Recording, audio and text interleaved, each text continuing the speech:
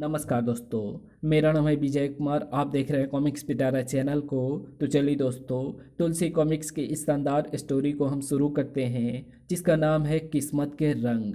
आप देख सकते हैं इसका कवर पृष्ठ जो कि कुछ इस तरह का है। तो चलिए इसकी शानदार स्टोरी को हम शुरू करते हैं। धर्मपुर राज्य के एक उद्यान में राजकुमारी सुपर्णा, हम कब तक इस प्रकार चोरों की तरह छिप छिप कर मिलते रहेंगे? युवराज, यदि आप चाहें तो ये चोरी चोरी का मिलन गहरे संबंध में बदल सकता है। वो कैसे राजकुमारी सुपर्णा? आपके पिताजी महाराज मेरे पिताजी महाराज के पास आए और उनसे आपके लिए मेरा हाथ मांग ले। ये नहीं हो सकता सुपर्णा।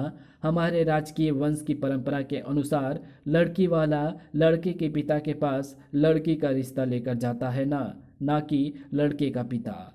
ओह, तब क्या हो सकता है? हमें जीवन भर इसी प्रकार छिप छिप कर ही मिलना होगा। सुपर्णा, क्या ऐसा नहीं हो सकता कि मेरे विषय में तुम स्वयं अपने पिताजी महाराज से बात करो? नहीं, ये निर्लजता मुझसे नहीं हो सकेगी युवराज राजकुमार। उद्यान के बाहर खड़ा धर्मपुर का राजा धर्मवर्मा उन दोनों का ये वार्तालाप सुन रहा था। सुपर्णा, तुम हमसे बेशक कुछ ना कहो, पर हम जान गए हैं कि तुम इस युवक से प्रेम करने लगी हो। इधर उद्यान में राजकुमारी सुपर्णा, इससे पहले कि कोई हम दोनों को यहाँ देखे, मुझे जाने की आज्ञा दो। ठीक है, लेकिन जाने से पहले ये तो बताते जाओ कि फिर कब मिलोगे राजकुमार? परसों। परसों इसी जगह इसी समय हम फिर मिलेंगे राजकुमारी। राजकुमारी सुपर्णा से विदा ले जब राजकुमार उद्यान से बाहर निकला। युवक तो सुदर्शन है, राजकुमारी सुपर्णा के लिए ये बिल्कुल ठीक रहेगा। उस रात को राजा धर्मवर्मा ने राजकुमारी सुपर्णा को अपने कक्ष में बुलाया। राजकुमारी सुपर्णा, हम तुमसे कुछ पूछना चाहते हैं। आशा करता हूँ तुम मुझे सच सच बताओगी। पूछिए पिताजी महाराज, आप मुझसे क्या पूछना चाहते हैं? सुपर्णा, वो युवक कौन है जिससे तुम राज्य के एक उद्यान में मिली थी? तत्काल ही राजकुमारी सुपर्णा का चेहरा फक पड़ गया। ये देख बेटी, डरो नहीं, बस हमें तुम सच सच उस युवक के बारे में बता दो। पिताजी महाराज, वो युवक जीतनगर का युवराज जतिन भद्र है। क्या तुम उससे प्रेम करने लगी हो? जी पिताजी महाराज। अगर हम उसके साथ तुम्हारा रिश्ता तय कर दे तो? पिताजी महाराज, मैं आपसे क्या कहूँ। लाज के भार से दबी सुपर्णा से पिता के सामने अब खड़ा रहा नहीं गया। वो दौड़ती हुई कक्ष से बाहर चली गई।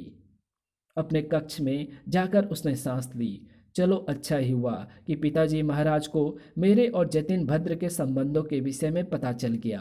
अब पिताजी महाराज निश्चय ही जतिन भद्र के पिता के पास मेरा रिश्ता भेजेंगे। अगले दिन ही जीतनगर के दरबार में, महाराज, धर्मपुर राज के पुरोहित आपसे मिलना चाहते हैं। जाओ, पुरोहित को आदरपूर्वक यहाँ ले आओ। कुछ देर बाद धर्मपुर राज्य के राजा का पुरोहित सर्वानंद दरबार में राजा सचिन भट्ट के सामने खड़ा हुआ था। कहिए पुरोहित जी, जीतनगर में कैसे आना हुआ? राजन, ये तो आप जान ही गए हैं कि मैं धर्मपुर राज्य के राजा धर्मवर्मा का राजपुरोहित हुई। मैं आपके पुत्र जतिन भट्ट के लिए महाराज धर्मवर्मा की पुत्री राजकुमारी सुपर्णा का रिश्ता लेकर आया हूँ। राजकुमारी सुपर्णा बहुत ही सुंदर एवं सुशील है। इस विवाह से दोनों राज्य के संबंधों में प्रगाढ़ता आ जाएगी महाराज। पुरोहित का प्रस्ताव सुन राजा सचिन भट्ट मुस्कुराए। राजपुरोहित जी, मैं इस प्रस्ताव के लिए राजा धर्मवर्मा का आभारी हूँ। साथ ही मैं राजकुमार जतिन भट्ट का विवाह राजकुमारी सुपर्णा से करने को तैयार हूँ। ओह, भगवान ने आखिर मेरी सुन ही ली। पिताजी महाराज ने यह संबंध स्वीकार कर मेरी सारी चिंता दूर कर दी। अब राजकुमारी सुपर्णा और मुझे मिलने से कोई नहीं रोक सकता।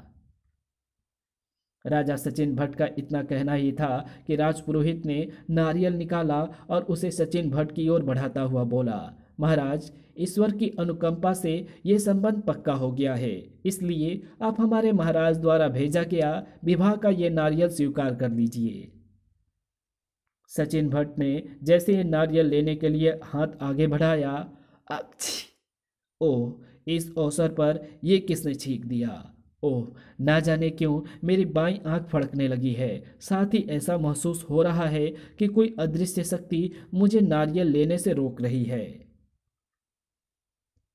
इधर सचिन भट्ट को सोच में पड़ा देख महाराज सोच में पड़ गए हैं। ना जाने अब वे पुरोहित से क्या कहने वाले हैं। अगले ही पल, राजपुरोहित जी, लगता है विधाता इस संबंध पर अपनी मुहर लगाने के पक्ष में नहीं है।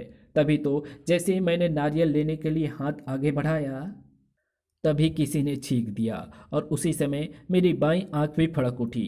तो महाराज, इसे क्या मैं आपका इनकार समझूं?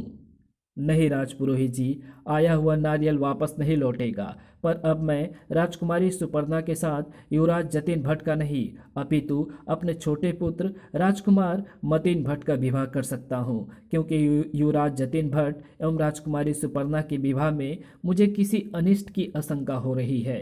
ठीक है महाराज, मुझे आपका प्रस्ताव स्वीकार है। अब तो आप ये नारियल स्वीकार कीजिए। राजपुरोहित के हाथों से जैसे ही राजा सचिन भट्ट ने नारियल लिया, पल भर में ही ये क्या हो गया। मेरे जीवन में खुशियों की बौछार आने से पहले ही पतझड़ क्यों छा गई। मैंने इस बात की तो कल्पना भी ना की थी। आहा, इसे कहते हैं अंधे के हाथ बटेर लगना। मैं कितना सौभाग्यशाली हूँ कि मेरा विवाह राजकुमारी सुपर्णा जैसी सौंदर्यवती कन्या के साथ होगा। उस रात जब राजकुमार जतिन भट्ट अपनी सैया पर लेटा, राजकुमारी सुपर्णा को अपने छोटे भाई की भार्या के रूप में मैं क्या स्वीकार कर पाऊंगा? क्या मेरा दिल इसके लिए गवारा करेगा? विवाह के पश्चात जब जब राजमहल में राजकुमारी सुपर्णा को देखा करूंगा, तब तब मुझे उसके साथ बिताए अपने मधुर क्षण याद आया करेंगे, और तब ये मधुर क्षण मेरे हृदय में सूल बनकर चुभा करेंगे। मन में ये विचार आते ही युवराज जतिन भट्ट छटपटा कर सैया पर उठकर बैठ गया। इस दारुण अवस्था से बचने के लिए मैं आखिर करूं तो क्या करूं? तो इस राज्य को छोड़कर कहीं दूर चला जा जतिन भट्ट। अब इस राज्य से दूर जाकर ही तुझे चैन नसीब हो सकता है, अन्यथा नहीं।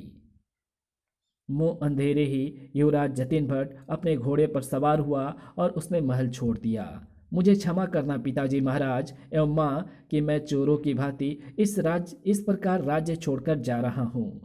सुबह होने पर जब युवराज जतिन भट्ट के शयन कक्ष को खाली पाया गया, अरे युवराज तो कक्ष में नहीं है। इतनी सुबह वे कहाँ चले गए? वे तो देर तक सोने के आदी हैं। दासी ने तुरंत ही ये खबर जाकर सचिन भट्ट को दी। क्या कहा? युवराज अपने शयन कक्ष में नहीं है? जी, खोजने पर वे महल में कहीं नहीं मिले। ओह, तब जतिन भट्ट कहीं चला गया है। ये देख महारानी, रो नहीं। युवराज जतिन भट्ट जहां कहीं भी गया होगा, हमारे गुप्तचर उसे ढूंढ निकालेंगे। खू। तुरंत गुप्तचर युवराज जतिन भट्ट की खोज में चारों ओर दौड़ाए गए। इधर युवराज जतिन भट्ट बिना कुछ खाए पिए दिन भर चलता रहा। आखिर वो एक वन में जब पहुंचा, क्या मैं बेघर बंजारे की तरह इसी प्रकार भटकता रहूंगा? कुछ समझ में नहीं आ रहा कि दुख की इस घड़ी में मैं कहाँ जाऊं, किधर जाऊं, क्या करूं। उसके कुछ समझ में नहीं आया तो एक पेड़ के नीचे बैठकर रोने लगा। अगले ही पल, युवक, क्यों रो रहे हो तुम? ये सुन रोते हुए जतिन भट्ट ने झटके से सिर ऊपर उठाया। आप? मैं इस वन की देवी हूँ, मेरा नाम हरितिमा है। बताओ तुम्हें क्या दुख है युवक? वन देवी, अब मैं तुमसे क्या कहूँ, तुम तो मेरे कष्टों को जानती ही होगी। हाँ, मैं सब कुछ जानती हूँ। देखो जतिन भट्ट, कठिनाइयों से इस प्रकार घबरा कर रोना पुरुषार्थ नहीं, अपितु कायरता है। धीरज रखो, समय आने पर सब ठीक हो जाएगा। मैं तुम्हें अदृश्य होने की दिव्य शक्ति प्रदान कर रही हूँ। उस दिव्य शक्ति के प्रभाव से तुम जब चाहे अदृश्य हो सकते हो। वन देवी, तुम आखिर मुझ पर इतनी कृपा क्यों कर रही हो? युवराज, इस समय तुम उस वन की सीमा में हो जिस वन की मैं देवी हूँ। मेरे वन में कोई भी प्राणी दुखी नहीं रह सकता। आज से तुम भी मेरे वन के एक सदस्य बन गए हो, इसलिए तुम्हारी सहायता करना मेरा परम कर्तव्य है। युवराज, घबराना नहीं, मैं हमेशा तुम्हारे साथ हूँ। जब आवश्यकता पड़े मुझे याद करना ना भूलना। वन देवी के अदृश्य होने पर इस वन की देवी मेरे साथ है, इसलिए अब मुझे इसी वन में कुटिया बनाकर रहना चाहिए। जतिन भट्ट उसी समय कुटिया के निर्माण में जुट गया। दिन ढलते ढलते उसने कुटिया बना डाली। आज से ये कुटिया ही मेरा राजमहल है। वाह रे तकदीर, कल तक जो महलों में रहता था अब वो इस झोपड़ी में रहेगा। इधर जब राजपुरोहित धर्मपुर पहुंचे, राजपुरोहित जी, दे आए विवाह का नारियल राजा सचिन भट्ट को। हाँ महाराज, दे आया नारियल। आने वाले पूर्णिमा का दिन विवाह के लिए तय भी कर आया हूँ, पर मैं राजकुमारी सुपर्णा का विवाह युवराज जतिन भट्ट के साथ नहीं, अपितु उसके छोटे भाई राजकुमार मतिन भट्ट के साथ तय करके आया हूँ महाराज। ये आप क्या कह रहे हैं राजपुरोहित जी? हमने तो आपसे युवराज जतिन भट्ट के साथ राजकुमारी सुपर्णा का संबंध तय कर आने को कहा था, फिर ये गलती आपने क्यों की? क्षमा करें महाराज, मैंने तो राजा सचिन भट्ट से राजकुमारी सुपर्णा के लिए युवराज जतिन भट्ट का ही संबंध तय करने की बात मैं कहा था, पर कुछ अपशकुन घट जाने के कारण उन्होंने अपने छोटे पुत्र मतिन भट्ट के साथ ही राजकुमारी सुपर्णा का संबंध तय होना स्वीकार किया। ये आप क्या अनर्थ कर आए राजपुरोहित जी? अनर्थ? खुशी की बात को आप अनर्थ कह रहे हैं महाराज? मैं कुछ समझा नहीं।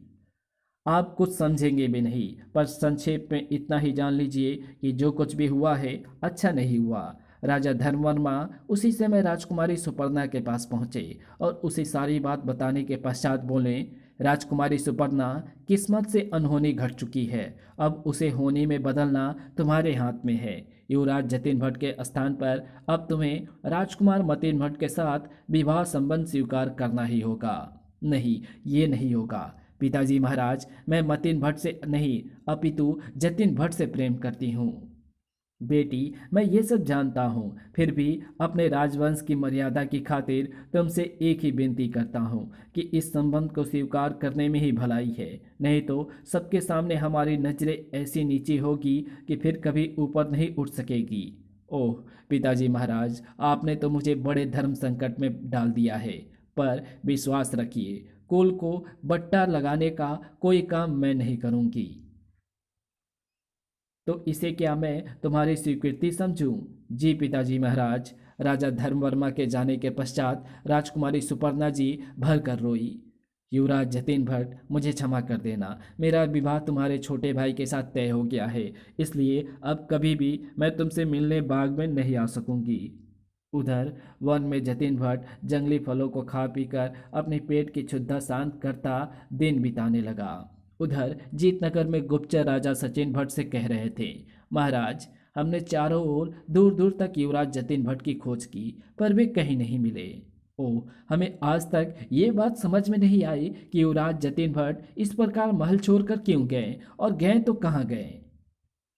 ठीक पूर्णिमा के दिन राजकुमार मतिन भट्ट की बारात धर्मपुर राज्य पहुंची। राजकुमारी सुपर्णा ने मतिन भट्ट के साथ फेरे लिए। विदा के समय, बेटी, ससुराल में कुल की लाज रखना। डोली बारात के साथ जीतनगर की ओर रवाना हो गई। डोली में बैठी सुपर्णा सोच रही थी, पिताजी महाराज के अनुरोध पर मैंने मतिन भट्ट से विवाह तो कर लिया है, पर मैं उसकी पत्नी बनकर कदापि नहीं रह पाऊंगी। उसने अपनी उंगली में पहनी हीरे की अंगूठी उतारी और उसका हीरा चाट लिया। जतिन भट्ट से बेवफाई कर मैं जीवित रह भी कैसे सकती थी। अगले ही पल इस कहानी को यहीं समाप्त करते हैं और इसके आगे की कहानी हम पढ़ेंगे इसके अगले पार्ट में। तब तक के लिए बाय। अगर आपको ये वीडियो पसंद आई हो तो इस वीडियो को लाइक कर देना। चैनल पर नए हो तो चैनल को सब्सक्राइब कर ऑल नोटिफिकेशन को सिलेक्ट ज़रूर कर लेना। तो मिलते हैं आपसे इसके दूसरे पार्ट में, तब तक के लिए बाय।